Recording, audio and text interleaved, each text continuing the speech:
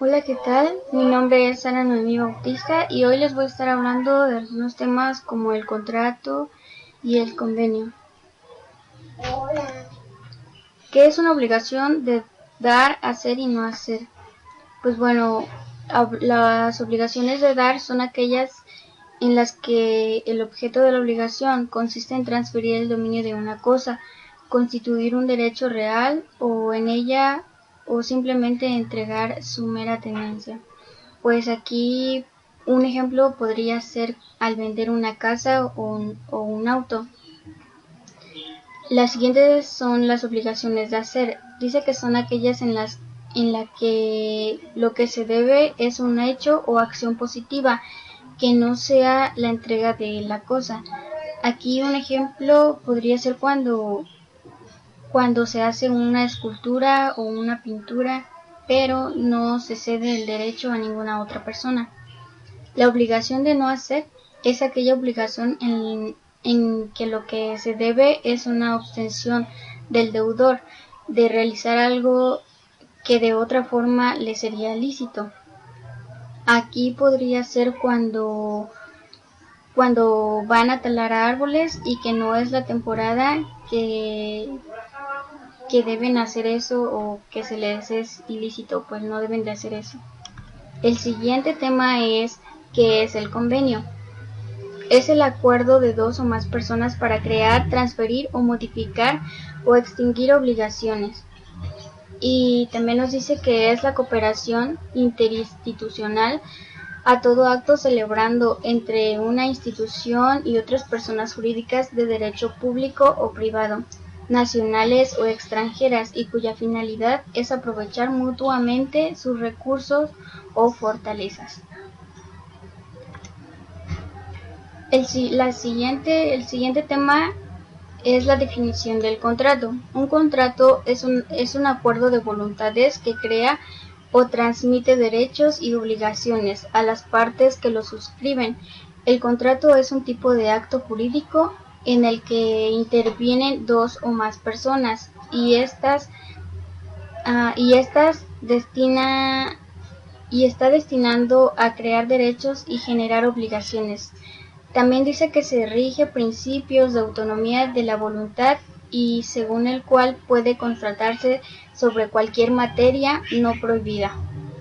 También dice que los contratos se perfeccionan por el mero consentimiento y las obligaciones que nacen del contrato y tienen fuerza de ley entre las partes contratantes.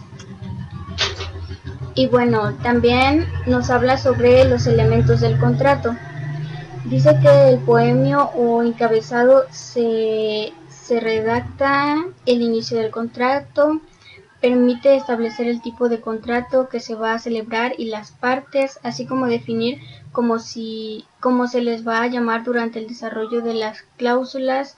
Un ejemplo podría ser el contrato de prestación de servicios turísticos, de arrendamiento, comandato, mutuo, promesa de compraventa mercantil, de consignación, de comisión y entre otros, que celebran por una parte persona física y personas morales, que en lo sucesivo se denomina como el prestador de servicios y por la otra parte se denomina como la persona física o moral, que en el sucesivo se le denominará el consumidor, turista o cliente, al tenor de las siguientes declaraciones y cláusulas. Bueno, creo que este tema está algo concreto y pues bueno, las declaraciones. Aquí nos dice que generalmente se enumeran. Y pues bueno, aquí la primera nos dice que declara a las partes tener capacidad legal para contratar. Y la segunda, si una de las partes de una empresa se tienen que poner los datos como la fecha de constitución de la empresa ante el notario público y cuando se lleva a cabo. También el representante legal, el acreditado, su personalidad con los datos del poder, el domicilio y el objeto social. El tercero son los datos generales de la otra persona y su domicilio. El cuarto es el objeto del contrato, ya podría ser detallar el servicio que se le va a prestar. Y vienen lo que son las cláusulas. Nos dice que generalmente se enumeran con la letra primera o segunda o con un número arábigo, ya sea el 1, el 2 o el 3. Es aquí donde se establecen los derechos, obligaciones, términos y condiciones de las partes. Las partes pueden pactar lo que quieran, siempre y cuando se apague al ordenamiento jurídico y al tipo de contrato que se va a celebrar. En un contrato de prestación de servicio, por lo general ya tienen los formatos del contrato. El cliente solo se adhiere a ellos en el momento de estampar su figura y aceptar las condiciones del mismo. Y las siguientes son las cláusulas. Por lo menos deben contener lo que es el precio, la forma de pago, los anticipos, la liquidación del mismo y entre otras. Y viene lo que es el servicio del contrato, que es aunque sea relativo con la declaración. Y después vienen las obligaciones de las partes. En el prestador del servicio, a otorgar el servicio, las condiciones del mismo y el cliente. Y las obligaciones de pago ya sean de acuerdo a las estipulaciones. Y la forma de otorgar el servicio o cumplir con las obligaciones, las condiciones, la forma de rescindir el contrato, ya sean los motivos o la causa, caso fortuito y fuerza mayor que sucede si existen algunas situaciones de este tipo. Después viene lo que son las cláusulas penal.